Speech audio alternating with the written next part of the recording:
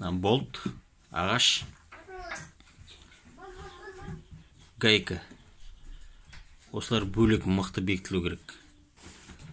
Жақсылап ағаш екеу. Шай мен болт жақсылап қысыптау керек те, ағаш мықты бекітіліп тұру керек. Бұны темірмен де жасайды. Бізге қолда бар нәрсе ағашпен. Кейін шайбаны саласында мынаны бекіткен нәрсенің саңылағына саласын ішіне.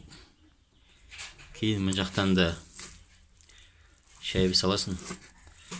Сосын гайка саласын, сосын шайбы, екі шайбы саласын. Бір шайбы, екі шайбы. Мына шайбы солай тұрады, өзін келтіресің ғой, қай жерге дейін керек ұзындығы. Кейін мына гайканы, екі гайка қатыр тұрады, мына екі гайка. Мына жар жақтағы гайканы қаттырақ қысып тастайсың. Біріншінде мынаның қазір менде секілдеп тұр, селкілемейтін қылып бекіп тастайсың ғой, короче. Қатты қысыптамайсың да, өте боста болмау керек. Өте. Сонда мына болт пен шайбы екеуі бір-біріне қатты бекітіліп тұру керек. Мына екі шайбы бір-біріне жақсы бекітіліп тұру керек. Мына жар жақтағысы, мына жақтағысына екеуі тұр ғой. Мына осы қатты бекітілу керек.